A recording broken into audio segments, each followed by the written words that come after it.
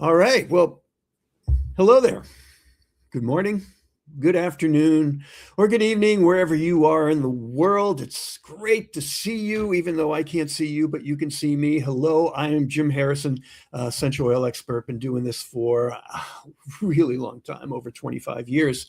And, I've been in a lot of different areas of working with essential oils. And it's just, if you get into essential oils, I hope you people that are joining us are, a lot of aromatherapy people here, but you just don't get jaded. It's always exciting. There's always cool things happening, and there's always new things to learn. And today, I'm going to be talking with Robin Kessler, and she is RBK Aromatherapy is her company, and she also does as a subsidiary Robin's Resins Plus.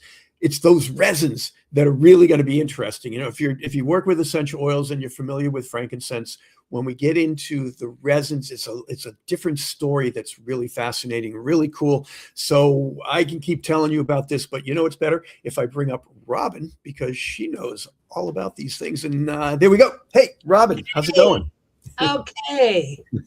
Really good to see you. So we've had some great conversations about frankincense, and I was just telling everyone I've been doing this for a really long time, and talking with you, I've learned new things, which is one of the cool things about essential oils is there's always new information to find, and so this is what we're going to do today is we're going to find out all kinds of cool new information. And so before we get, well, this is how we want to start, is frankincense is likely one of the most popular oils out there used in aromatherapy. There's handful of them.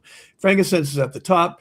It gets used a lot. People say, oh, I love frankincense. I grew up in going to the Catholic Church, Bostonian Italian, right? Hey, we're going to go to the Catholic Church. So my first initiation into the beauty of frankincense was the resins burning in the church. And, it's like whenever I smell that familiarity, not that I really like going to church, but that scent was really cool. And so in aromatherapy, a lot of people are familiar with just this surface level of what frankincense is. And there's several different types of frankincense. So I don't know, what's a good way to start? Give us an overview of frankincense from the perspective that you have, which is an amazing perspective. Yeah, I'm like a walking encyclopedia of frankincense. Yes. Okay, frankincense is the common name. It's not the Latin name. As you know, every plant has a Latin name because there are different species and there's different subspecies. So, like lavender has lavender astifolia, it could be lavender grasso, and it grows in different countries. So does frankincense. The primary areas of frankincense is Africa, basically either Somalia, Somaliland, Kenya, where else? In Nigeria, in Yemen, and that is some of the places. It also grows in Oman. So, and there's different species of frankincense. As I said, frankincense is just a common name. It's the name we use. But because there are so many, it is in the Boswellia family. Boswellia is the Latin name. So you would say Boswellia carteri, Boswellia neglecta, Boswellia sacra.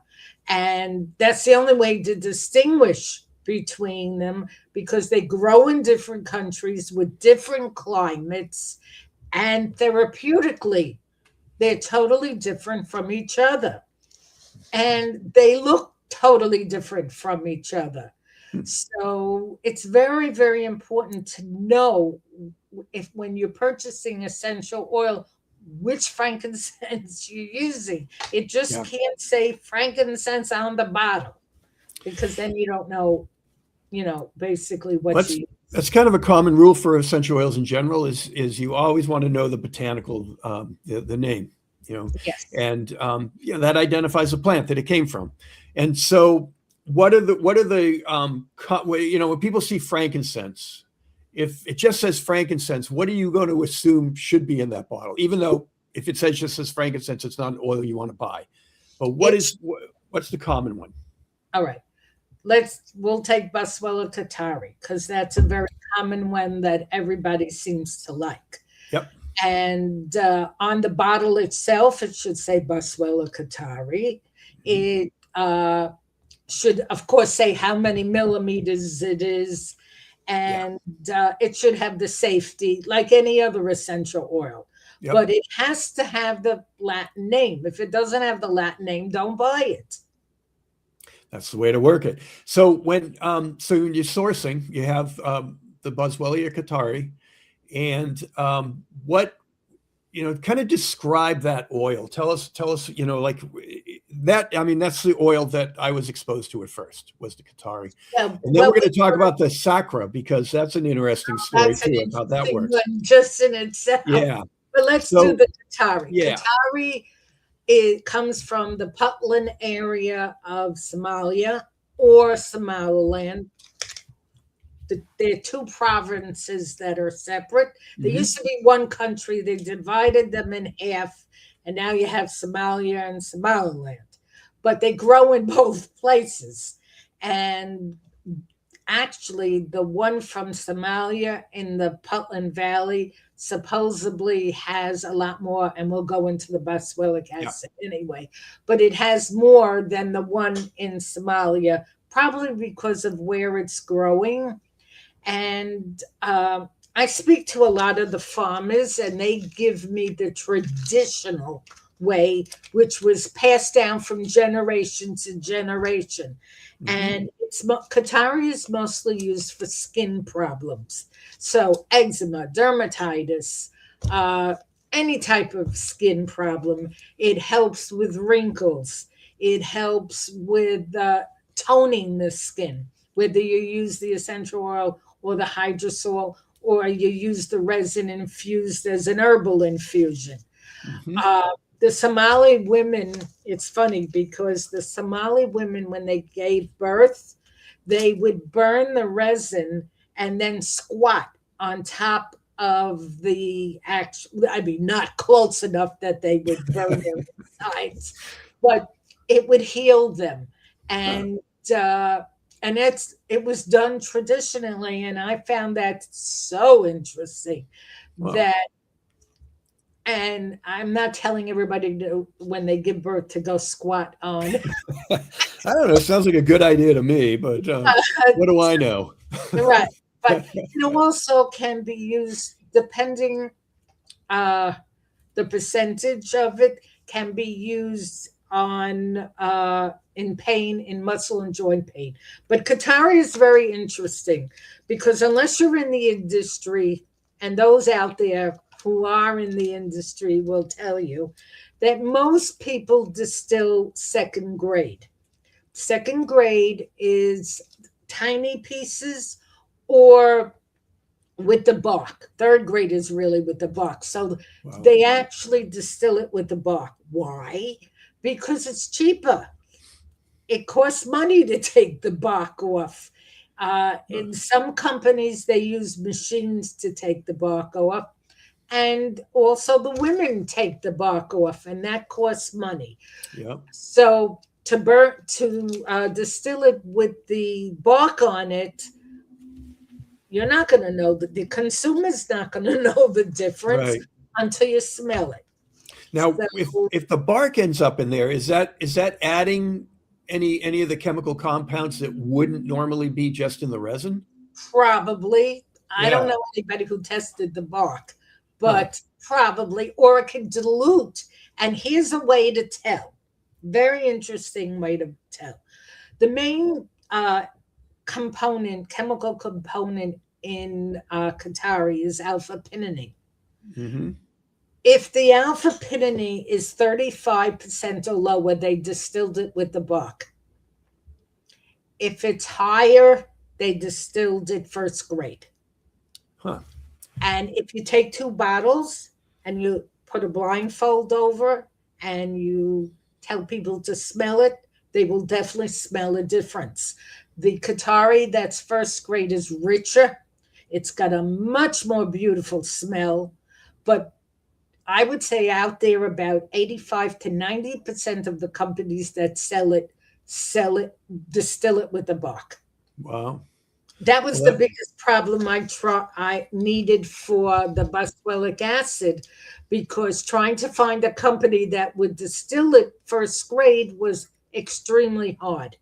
I went to 20 different farmers who distill in both Somaliland and Somalia, and they all distill it with the bark because wow. it's less money, and the consumer has no idea Right. because they know it's frankincense. Well, consumer is always kind of the last one to find out what's going on. So Right, it's right. very So unfortunate. it's a trick. If you look at the GC Yeah. report and you see that it's between 40 and 45%, you know they distilled it first grade.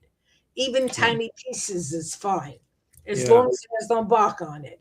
But So if it's under, they distilled it with the bark. yeah, so we need to we want to talk about the sacra next, but before that, I think from what you've been saying, because you keep talking about the grade, so you're talking about the resin, grade of the resin, right? So explain that, because that was really interesting, to understand what these resins actually look like, how to determine what's going to distill a quality oil, and then also we're going to get into the boswellic acid. So I would imagine that the resin is going to, when you're looking at the resin, you can determine the quality or what you're going to get for boswellic acids. I mean, that's kind of a question, but I'll let you explain all that. The resin, are when it comes off the tree, it comes off more of a gooey, sticky mess. Mhm. And originally, way back when, the tree uses it for itself. Mhm. What happens is if the tree finds that an insect attacks it, it spits out the resin. And when the resin hits the air, it crystallizes and becomes hard. So what happens is it grabs the insect and makes it into a fossil, Hmm. and the insect croaks. The other thing it helps it with, it if it finds it has an infection, it will spit out the resin to help itself. So even though we think a tree is nothing, a tree does a lot Oh to yeah. itself. If you hold a tree, no matter what tree it is, you will feel the vibrations of the brain of the tree. So that's why they tell you to go tree walking or tree. Mhm. There's a name for it, but Yeah, because biophilia is sort of the biological umbrella term for that, our connection to nature. But since I'm talking, I was going to ask this question, or just see if this fits, because the way they get the resin is they put a slice in the tree, they right? do a stripe Yeah. through the tree, and the goo comes out. That at that point, the tree says, "Wait a minute, I'm being attacked," and it spits out the resin. Then they pull it off, and they lay it in big vats to dry it, and that's how it gets to be a hard tear. Right. And the tears can be this big, the tears can be this big. Wow. The I happen to have some, so I can actually show you. So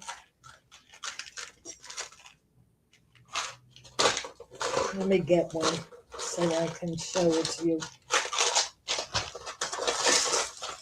Yeah. Gabriel just chimed in, and They because when I said biophilia, it's and the other term is forest bathing, is what it's called when you go in. forest That's the bathing. That's Japanese right. practice. Yeah. It's forest bathing. Yeah. So if you ever can go forest bathing, it's wonderful. Oh, So always. it could be this big. Here, It put could that closer. Put that closer to your camera when you do that. I want to see that a little. Ah, there you go. That's huge. yeah, that's big. I have big pieces and little pieces. Wow. It could be that big.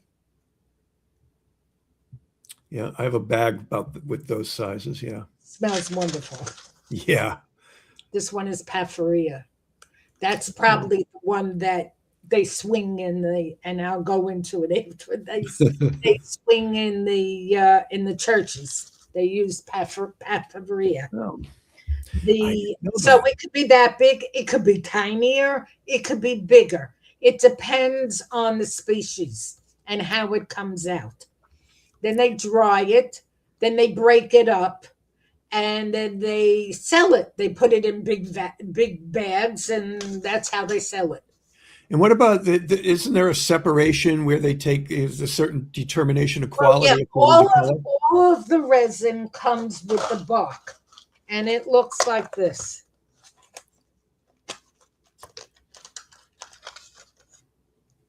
This is exactly off the tree.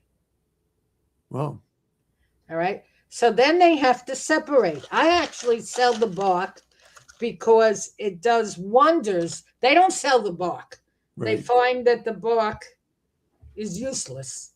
I found a use for it. Yeah. What do you do with it? It's wonderful in a barbecue pit. It's excellent in a fireplace. And I have Wow. a client that actually puts it in his barbecue grill, and he says his steaks come out fantastic. Wow. What is So, it about it? Just the way it burns, or does it have a scent to it at all? no, because it's if you look at it here, it has pieces of the resin on it. Right. So this is the other side, which is the bark. But since it has pieces of the resin on it, you're getting resin and bark. Ah, It that's still cool. smells wonderful. So your steak can smell like a Catholic church. Yeah. That's The steak actually, I tasted it and I was like, whoa, this tastes wonderful. So, wow. and in a fireplace, the only problem you have with it is in the fireplace, you got to put the screen in front because it pops. So you will have fireworks inside your, Ah, yeah. So you got to, that's the only thing you have to be careful. makes But your barbecuing interesting. So what you're about like when you're looking at the resins, what's the separation of quality? Like how do you determine what's going to be a quality resin for, I guess, essential oils and then the Boswellic acids, which we're going to talk about next, I think. No, actually after sacra, but go ahead. all right. The all resin comes from goes by grades. Yeah. Right. The grade is the size and if it has the bark on it. So that's basically it. Also is color, and we can get into sacra, so I can explain what happens with sacra. Yeah, go ahead and explain the difference between the sacra and the carteri, which Yeah, because may not be different species. there's a very big controversy right now between carteri and sacra. Sacra grows in Oman. In Oman, they have monsoon weather certain times of the year. In Somalia and Somaliland, they don't have monsoon weather. And how is it explained to me the monsoon weather is when they have the monsoon weather, the whole country turns green. You get lush greenery all over. When it's not monsoon, it becomes a desert. That monsoon weather changes, makes the ecology of the climate of the plant, of how it grows. So in Somalia, it's all desert and it's much drier. And it grows in mountains, but not like in Oman. In Oman, because you have the different climate, different soil, it grows in the Hojar Mountains, which are elevated. It's a high elevation of mountains compared to the way it grows in Somalia. You get a different type of resin and tree. The trees look very similar to each other. And supposedly it's the same tree. It's the same seed. But That's it's been the discussion. Yep. right. Yep. But it's growing in two different countries. And because of that, you get a totally different resin. You get a totally different smell. You get a totally different therapeutic. You get a totally different alpha pinene. Right. In the alpha pinene in sacra can go as high as 76%. In carteri, the highest I've seen it is 45%. Wow. That's a lot So lower. there's a big difference Yeah. just there. The other chemicals that are in it, if you look at the percentage, you put two GC reports together, you will see a total difference between one and the other. And that's a good way of telling, because when you look at the chemicals, you say, wait a minute, this one has this amount, this has. So alpha pinene is mostly used for anti-inflammatory. So the higher the percentage, the better it works. Yeah. I was just looking at some GCs. Depending on the situation. All right. The other chemicals help do different things also.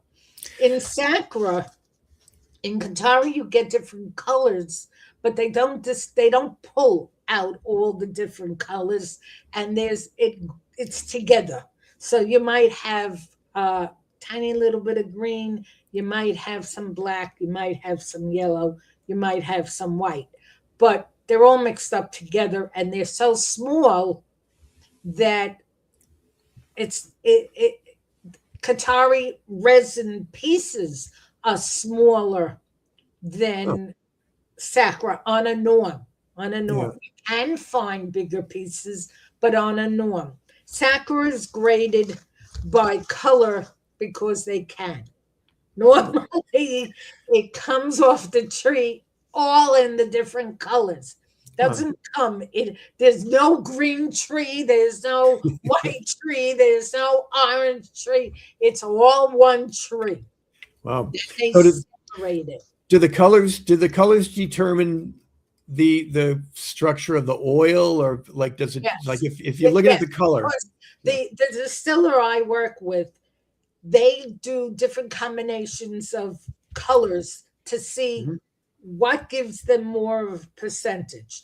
If they mix orange with black, will that make a different percentage than green and white? They play with it until they get the percentage that they want. So it all depends. Sacra can be all different. You look at a GC report, you'll see different percentages depending on which resins they use to Oh, distill. It comes, green is supposed to be the highest. We'll go into that in a minute. yeah.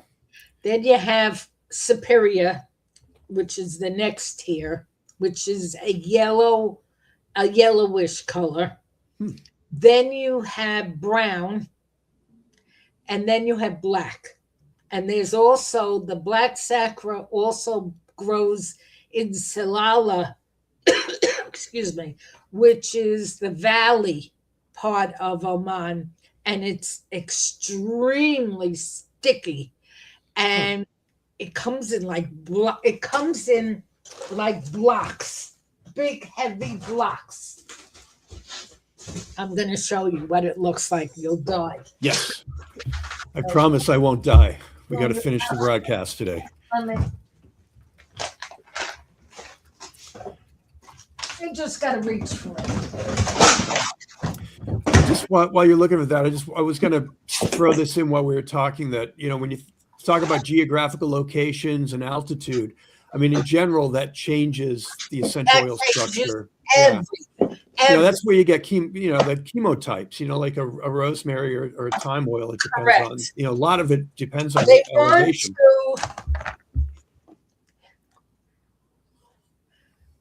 That's black. That's a big chunk of resin.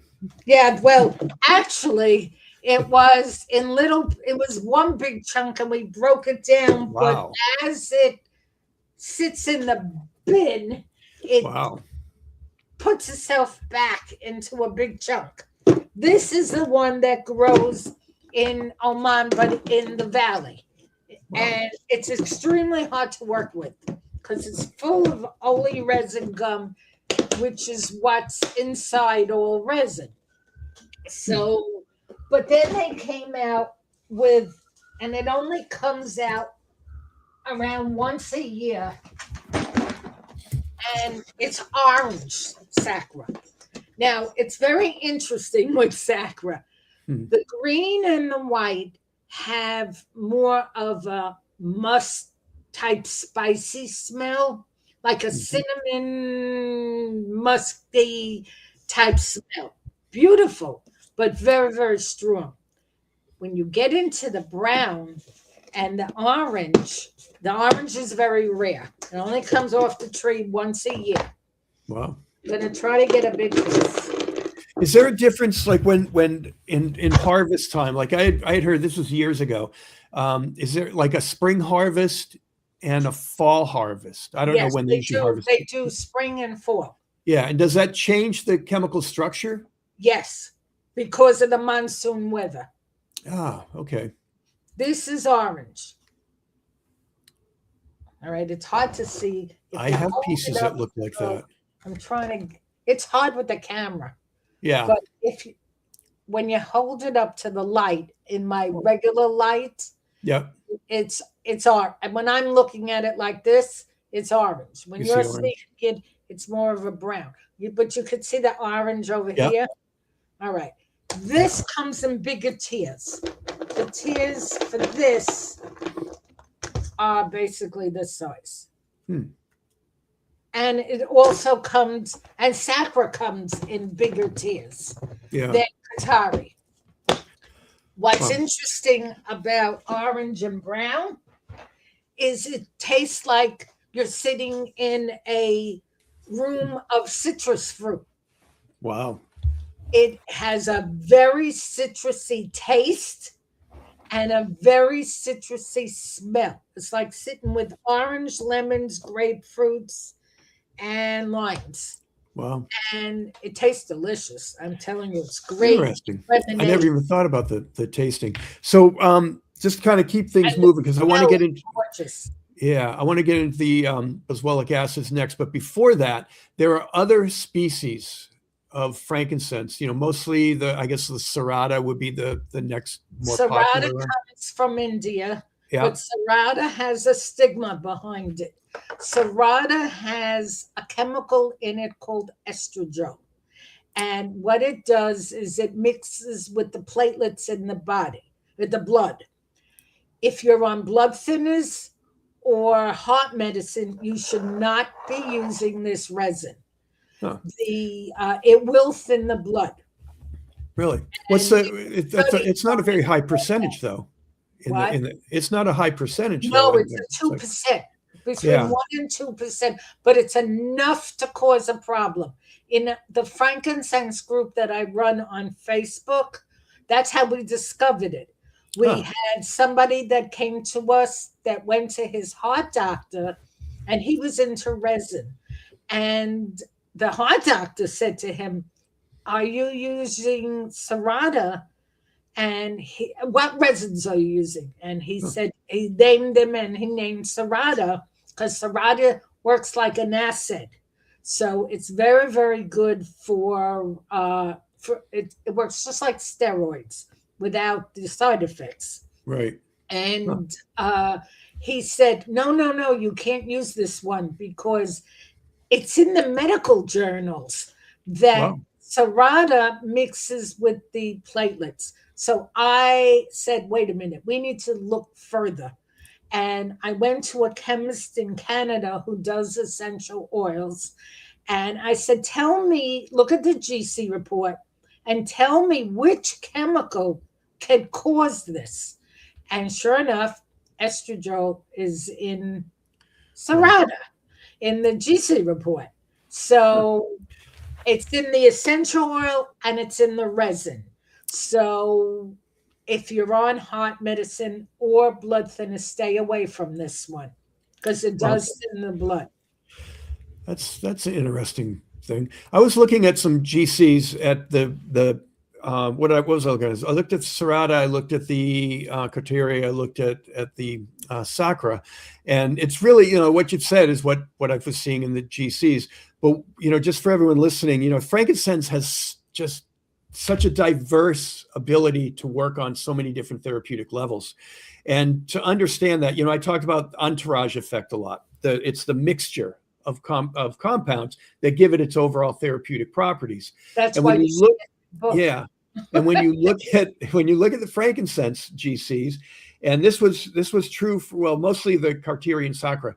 The pinene that you mentioned is in there at between the 45% but the monoterpene, which is what that category is, monoterpene hydrocarbons, I think it comes up to about 75 to 80% of the whole oil. But we're talking like over 140 different compounds. And you have the sesquiterpenes, which are generally related to anti-inflammatory and a little more diverse activity. There's ketones in it. There's some oxides in it.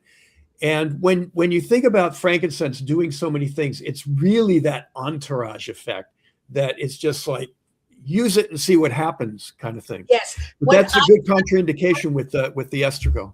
What I tell people, they ask me, what resin should I use? I said, different strokes, different folks. Everybody gets a different reaction from. That's why you can't buy a bottle that says frankincense, because if it has 400 different frankincense in it, how the hell are you going to know what it's working for?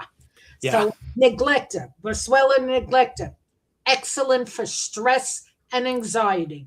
It is the go-to. Whether you burn it, you do it in an oil infusion, even if you buy the essential oil, which is hard to find.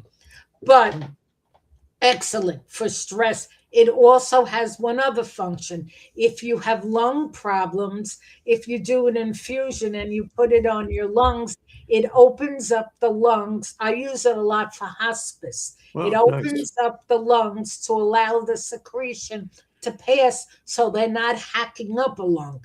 And it does work. It works on bronchitis. My sister-in-law has COPD. This is all she uses now. Wow. Before, she had to be on oxygen 24/7 using the infusions that I make with neglecta. She no longer needs oxygen. It's amazing what one does. With infusions, just to, because we're talking essential oils, but infusions, you're putting the resin into in a carrier oil. In the oil you use? Yeah, in a carrier oil, whether it be a jojoba, fractionated coconut, any of them. Yeah. You're infusing it for 60 days. It's the rule of thumb is 1 ounce to 8 ounces of carrier oil. You close it up in a ball jar with either parchment paper on top or plastic. Because of all the stickiness, you'll never be able to open that jar ever again if you don't have something on top of it. And at that point, what you basically do is you put it in a cool, dry place for 60 days, then you strain it. You do not throw out the sediments. You can use it for soap. You could use it in a sugar scrub. You could even use it as compost for your garden. Yeah. Do you sell that resin? Okay. I didn't put this up here. We were talking about it earlier about email addresses, but how can people get in touch with you to buy these things? They could go to robinsresinsplus.com. That's the website where they could purchase from me. Everything I sell is sustainable. And every resin that I sell, I know the farmers that grow these trees, and where I purchase it from is from Oman. I buy it from a company that actually is on LinkedIn. His name is Natural Boswellia. Oh, yeah, I've seen that. Yeah. He is, I've had a relationship with him for about 15 years. He distills, and I'm also his wholesaler for the United States. He distills the oil, and he sells the resin wholesale. Wow. So, right, so everybody that I know, everybody that I work with, I've been dealing with them for at least 10 to 15 years. So I know that they're not harming the trees. So Robbins Resins Plus. Now, is it the plus sign or PLUS? PLUS. Okay, .com. Cool. So let's move into the Boswellic acid conversation. Now, this is I want to kind of like give my how I became familiar with Boswellic acids. Early in my whole career, I was doing some research on melanoma and skin cancer and prevention, mostly because I made a serum where my pale bald head doesn't get sunburn anymore. So that's a whole different discussion, which, from FDA, blah, blah, blahs, I can't tell you that it's a sunscreen. So I did some research on it to find out what was going on. I found out like so many of my ingredients were, had UV protection, but the frankincense was really fascinating. And there were some studies that related directly to the essential oil, but most of the studies were talking about the Boswellic acids and being able to prevent sun damage, to actually kill off the melanoma tumors. And, you find this a lot in essential oils. I mean, things work in a lab that don't work necessarily in practice. But for general sun care, it'd be great to have that Boswellic acids. But the big thing, it is not in the essential oil. It's also not in the CO2 extract, which can bring out those larger compounds. But the Boswellic acid it has too high a polarity to end up in the CO2. So Boswellic acids are fascinating. You're the first person I have ever found that actually talks about these and sells it. So let's hear more about it because it's fascinating. Boswellic acids are amazing. Okay, so how the Boswellic acid is in most of the resin. There's a couple of them that don't have. They have a very minute amount of Boswellic acid. As you know, Boswellic acid is a chemical. Boswellic acid is also basically the common name. The chemical name for Boswellic acid is AKBA. And it's a combination of different Ks, AKs, AKBs, which total up to the total Boswellic acid that is in the resin.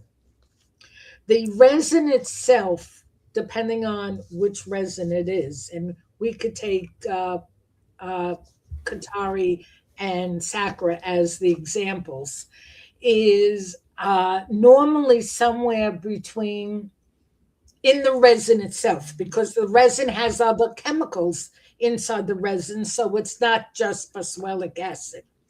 Because it's too heavy a molecule, it cannot come through. It stays in the bottom of the still. All that gook that's left over is dried, and then it's turned into powder and it's tested.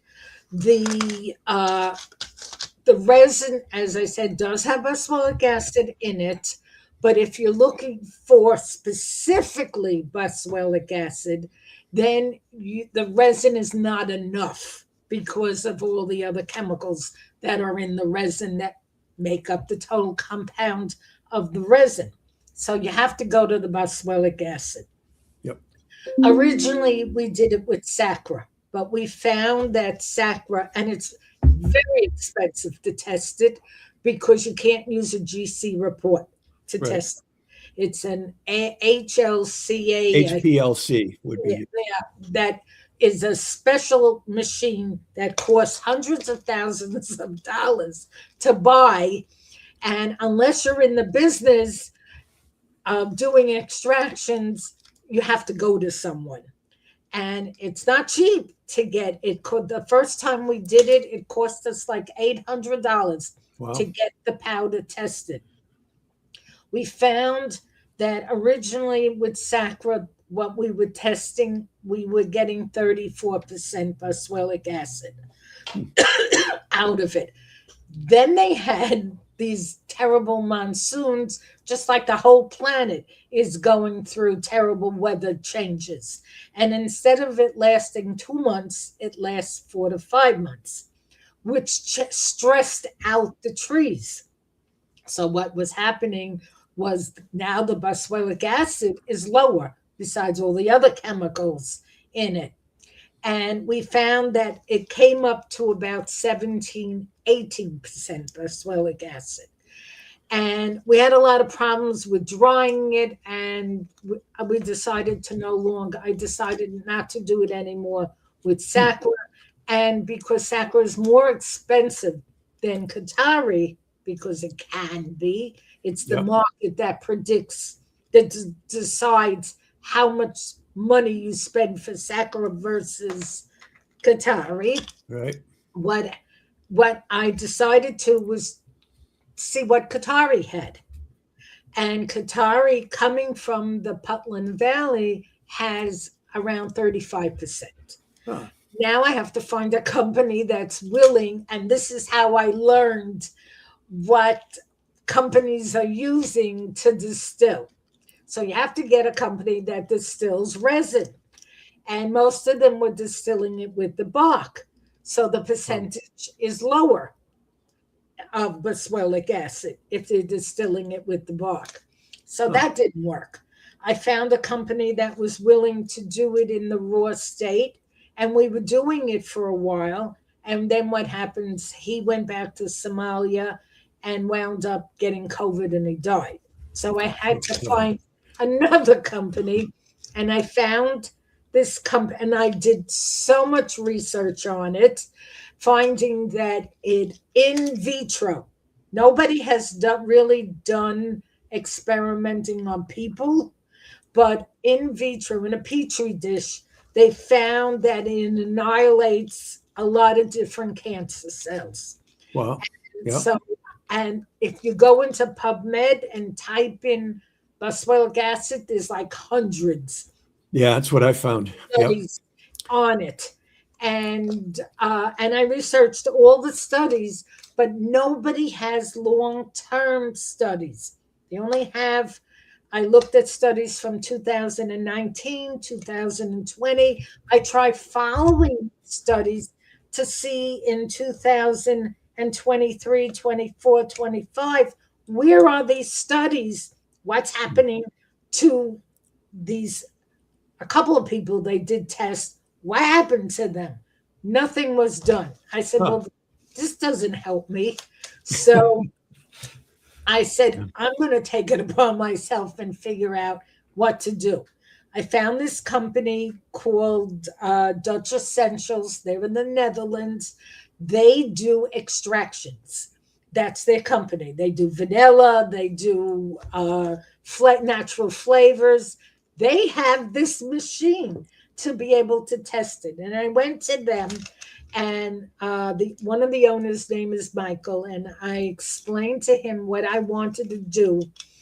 And he's a biochemist and a pharmacist, and that's his degree. And he said, I like this idea. Let's get together, figure this out, and do it. And we did. And then I said, well, we have to test it. We have to see if it works. Mm-hmm. So, and it's a very tedious way of doing it. You must dry this resin completely. Otherwise, it turns to mold. If you don't dry it, and you can't just lay it out and dry it, you need specific machines to dry it, which takes time.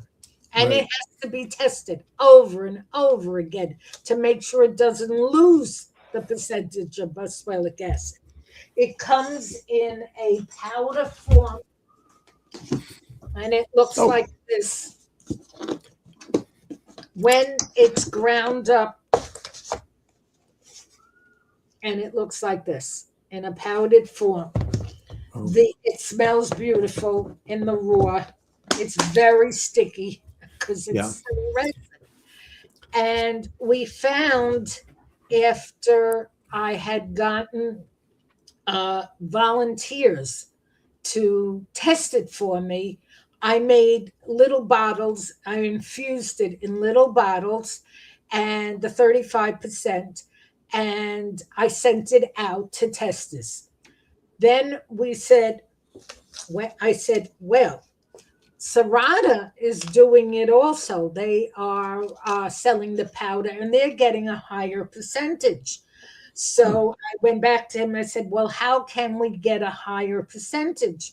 He said, you have to use the solvent.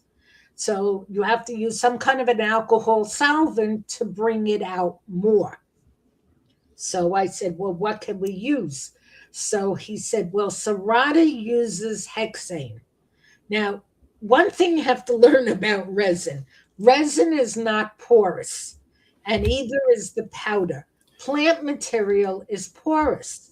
Right. So when they use hexane for perfumery, because that's where they use it in the perfumery industry, if they're doing it naturally, it's porous, so it completely evaporates. In resin, it doesn't.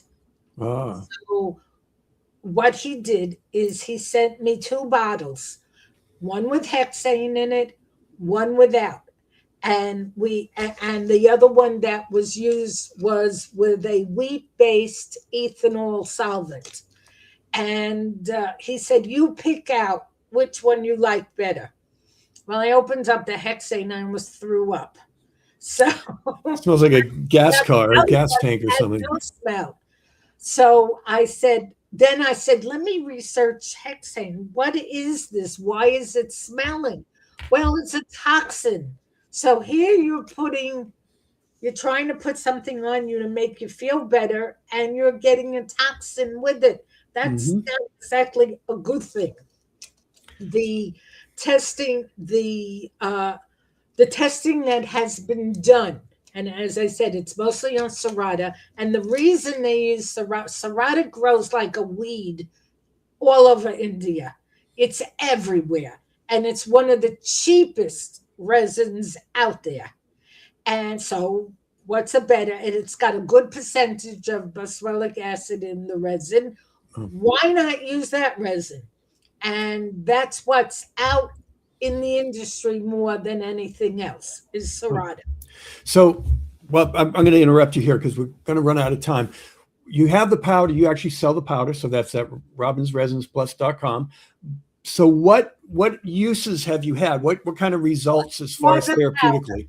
The 70%, because we get between 70 and 75%, wow, that's depending on the distillation, depending on the batches of distillation. Yeah. And for the 70%, it's more for chronic problems. So eczema, dermatitis, fibromyalgia. This is what we tested it on. I got 40 people to do, I gave 20 of them the 35% and 20 of them the 70%. And they had to log it and tell me the results because I wrote a research paper. Now, were they using it topically or in capsules? Right. First, we did topically. Okay. Before we decided to go into capsules. Topically, it, as I said, pain and muscle and joint pain, leg cramps, psoriasis. It helps on sinuses. It brings out, what it does is this AKBA is anti-inflammatory. So anything that's anti-inflammatory in your skin or inside your body is what it works on. Rheumatoid arthritis, regular arthritis. It has helped those that have stomach issues, and that's with the capsules. We'll get into that in a second. But it's very, very powerful. You only use half a teaspoon to 6 ounces of carrier oil or 4 ounces of a lotion. And that's with experimenting. How we worked with this whole thing was with 2 pharmacists, 2 biochemists, and a medical doctor. And we also had a research company helping us figure this all out. And what we did is, as I said, we sent it out. I got logs back. I have pictures. It's on my website. You could see all the different, I have testimonials. So you could see all the different things that had happened. With myself, it removed the skin tag that I had on my thigh, the 70%. It removes certain age spots. It gets rid of wrinkles. It does puffiness of the skin. And it also shrinks, so far, non-cancerous tumors. I had one right here. It's gone. And it does shrink tumors. We did find, but we don't have the long-term effects yet. Because as you know, a tumor does not grow on the surface of the skin. Right. It's inside the body. Then we decided, and then we did the 30%, the 35%. And the 35% works more for children, seniors, 80 years and older, or those that have extremely sensitive skin. So they both work, but they work differently. Then we decided serrata is in capsules. They're poisoning people because they're swallowing The it, hexane. and there was no way I wanted that to happen. I'm a clinical aromatherapist. I work in hospice. I really don't want to kill my patients. So, yeah, that's usually the opposite of what we want to do. Yeah. right. So I did massive research on it, and we capsulized it, and we sent it out again. We sent it out to 35 people in capsules. They got 60 days of it. And they had to tell me whether they were using it once a day or twice a day. The results were amazing. I mean, totally amazing. I have people who told me their fibromyalgia is under control. I have people who have told me that their cancer numbers are going down. They're still using chemo, they're still using radiation, but their numbers are going down faster than they were before.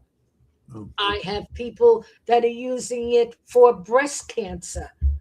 I had one person, it's not in my documentary because she was supposed to be using it for arthritis, which it did help her arthritis, but she turned around and used it for stage 2 breast cancer. She refused to do radiation or anything else. And after 2 months of using it, they could not find the tumor in her breast. Wow. That's So impressive. I don't know if it'll come back. She's using it now as a maintenance. So she takes it once a day as a maintenance. And this is in capsules that she's doing that? The capsules. All The capsules are, we found from someone that the capsules is controlling their colitis. They have very bad colitis. And she told me that, and she's got, and somebody else has Crohn's disease. And she said, Robin, I threw away the medication. Since I've been on this, I have not had an attack in over 4 months. So it's just amazing what the capsules are doing. That's really cool. Now, because we had talked about this when I talked to you before, I like, I make serums. So when you're talking about topical, how do you use the boswellic acids as a powder? Because you told me you have to strain it. So kind of explain how you would use it. The 70% gets no straining, except it might have tiny little pieces in it that was mixed that was missed when they ground it down. All you do is strain those little pieces out. After a day, 1 day, you just leave it in there for a day, let the pieces float up, and then just scoop them out or use a coffee press. I use a coffee press and strain it out. You're good to go. The 70% has no smell, so you can use it in anything. And any of your blends, if you make soap and you're trying to get a certain smell, you can use it. It does not change the smell of anything. The 35% has to sit in there for 2 weeks. It's a teaspoon to the same thing, 6 ounces of carrier oil or 4 ounces of lotion. If you use both of them in lotion, you don't strain it at all. It's too thick. You just give it a mix. And Do you feel it grainy though if you put it on the skin? that's great. I use it every night. It's your exfoliant. 70%, the 35%, 35%. I make a mask. And you wouldn't believe the garbage it takes out of my Wow. face. I would not put the 70% as a mask on the face because it's too strong. You could use it as a spot. Like when I had the bump here, I used a Q-tip and I just tabbed it here. But I would not, somebody didn't listen to me and they put it all over their face and it looked like they went out in the sun and laid there with no sunscreen on. It burns. So you got to be very careful where you use it. So I would say use yes. the 35% in certain cases and the 70% in other cases. So, I mean, there's so many uses of it. And we found my husband has stenosis and 5 herniated discs. If it wasn't for the capsules, he would be in extremely amount of pain. He uses it twice a day. It lasts the capsules last about 6 hours for most people. Some people need 2, so they want to get through the night. So they'll take it twice. You can't use it like aspirin where you get a kink in your neck and you pop in a pill. It has to be used every single day. It has to get into your bloodstream. We mix it with, we have a formula that we're in the process of getting patented, and it is mixed with black pepper powder, because if you use it by yourself, if you take the powder, the 70%, and capsulize it, you'll only get about 25% Boswellic acid consumed in your body. The black pepper, the pepperine powder allows the liver to break it up correctly so you get the full 70%. And it's formulated correctly. As I said, we had it formulated by the biochemist and the pharmacist. Best place to formulated is through a pharmacist. So, and they have the degrees in it. So we sell it wholesale and we sell it retail. We sell it all over the world. We have a company in Australia that is using it, is selling it. We have, I forgot where they are. And we have companies in Europe that are using it. They're in the Netherlands, so they can avoid the tariffs and they can sell it. It's better if you're not in the United States to get it from my partner, as I said, who's in the Netherlands, because he doesn't have the tariffs. So, and also shipping for him is less money because he ships so much stuff that he has a great deal with DHL. So he'll ship anywhere in the world, and I ship in the United States. I can sell it in, and we're doing a special for those that have cancer. We will break a bag. A bag is 1,000 capsules, and we will sell it wholesale to you, our wholesale price, for 500 capsules, which will get you way through a year. And we'll only do that if you have cancer. So any form of cancer. That's a really good offer. We're getting to the end here. Anything else you want to kind of put in that we missed that you think is we've covered a lot. You got some great information. The capsules, I have the whole, I'm tired of explaining it over and over. So I put the whole thing on my website.